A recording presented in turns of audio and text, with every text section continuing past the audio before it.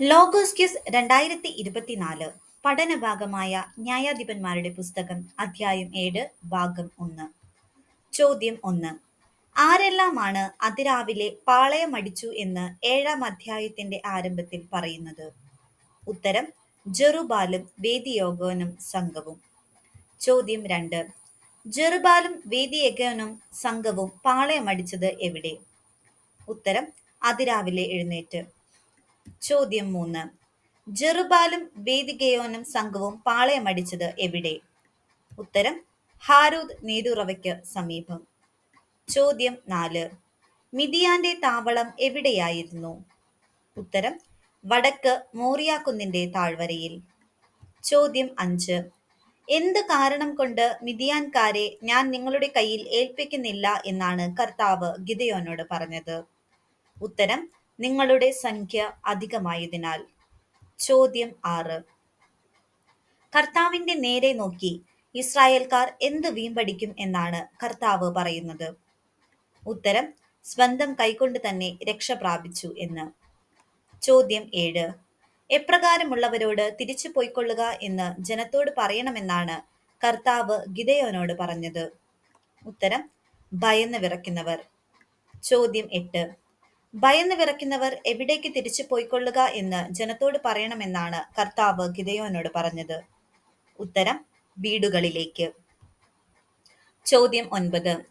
ഭയന്ന് വിറയ്ക്കുന്നവർ വീടുകളിലേക്ക് തിരിച്ചു പോയിക്കൊള്ളുക എന്ന് ജനത്തോട് പറയണം എന്ന് കർത്താവ് പറഞ്ഞതിന് ശേഷം ജനത്തെ പരിശോധിച്ചത് ആര്? ഉത്തരം: ഗിദെയോൻ. ചോദ്യം 10.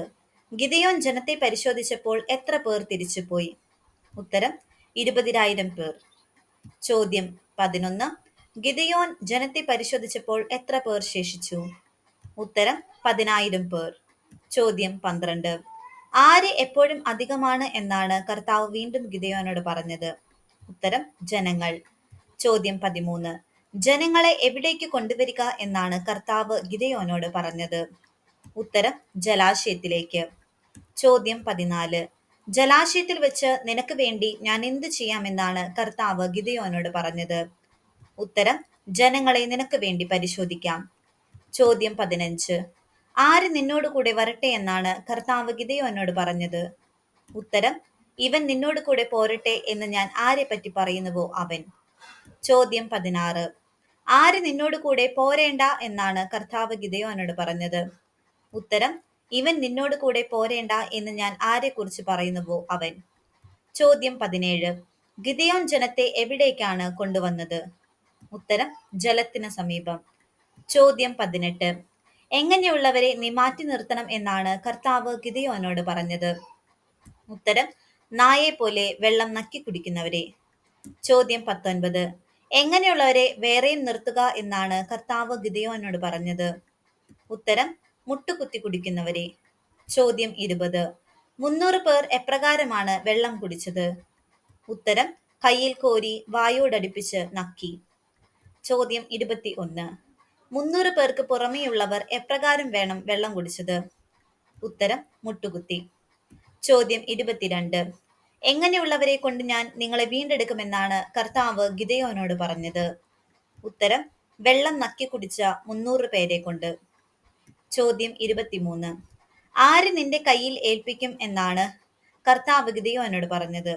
ഉത്തരം: മിദിയാൻകാരെ. ചോദ്യം 24. മറ്റുള്ളവർ എവിടേക്ക് പോകട്ടെ എന്നാണ് കർത്താവ് ഗിദെയോനോട് പറഞ്ഞത്? ഉത്തരം: താന്താങ്ങളുടെ ഭവനങ്ങളിലേക്ക്. ചോദ്യം 25. അവർ ജനത്തിൽ നിന്ന് ശേഖരിച്ചത് എന്തെല്ലാം?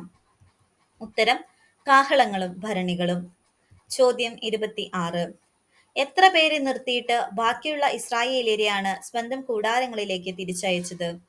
ഉത്തരം: 300 പേരെ. ചോദ്യം 27. മിദിയാൻകാരുടെ താവളം എവിടെയായിരുന്നു? ഉത്തരം: ഇസ്രായേലിയർക്ക് താഴെ താഴ്വരയിൽ. ചോദ്യം 28. ആ രാത്രിയിൽ എഴുന്നേറ്റ് എവിടേക്ക് ചെല്ലുവാനാണ് കർത്താവ് ഗിദെയോനോട് പറഞ്ഞത്? ഉത്തരം: താവളത്തിനരികിലേക്ക്. ചോദ്യം 29. ആ രാത്രിയിൽ എഴുന്നേറ്റ് താവളത്തിനരികിലേക്ക് ചെല്ലുവാൻ കർത്താവ് ഗിദെയോനോട് പറഞ്ഞത് എന്തുകൊണ്ട്?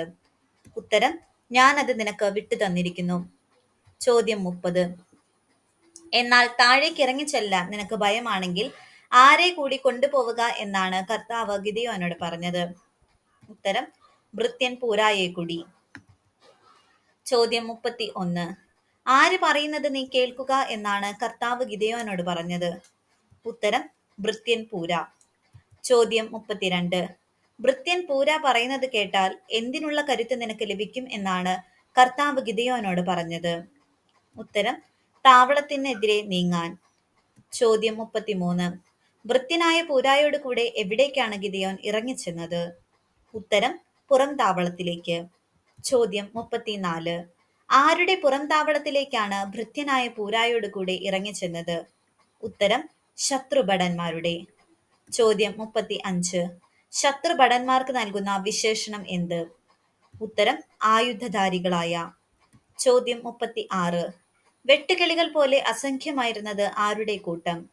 ഉത്തരം മിദ്യാൻകാർ, അമലേക്യർ, പൗരസ്ത്യർ ഇവരുടെ കൂട്ടം. ചോദ്യം 37. മിദ്യാൻകാർ, അമലേക്യർ, പൗരസ്ത്യർ എന്നിവരുടെ കൂട്ടം വെട്ടുകിളികൾ പോലെ അസംഖ്യമായിരുന്നത് എവിടെ? ഉത്തരം താഴ്വരയിൽ. ചോദ്യം 38. മിദ്യാൻകാർ, അമലേക്യർ, പൗരസ്ത്യർ എന്നിവരുടെ ഒട്ടകങ്ങൾ എന്തുപോലെ സംഖ്യാതീതമായിരുന്നു? ഉത്തരം കടൽപ്പുറത്തെ മണൽ പോലെ. ചോദ്യം 39. ഗിദെയോൻ ചെല്ലുമ്പോൾ ഒരാൾ എന്തു ചെയ്യുകയായിരുന്നു? ഉത്തരം ഒരു സ്വപ്നം വിവരിക്കുകയായിരുന്നു. ചോദ്യം നിങ്ങൾക്കായുള്ള ഇന്നത്തെ ചോദ്യം. ഗിദെയോൻ ചെല്ലുമ്പോൾ ഒരാൾ ആരോടാണ് സ്വപ്നം വിവരിക്കുകയായിരുന്നത്? നിങ്ങളുടെ ഉത്തരം കമന്റായി രേഖപ്പെടുത്തുക.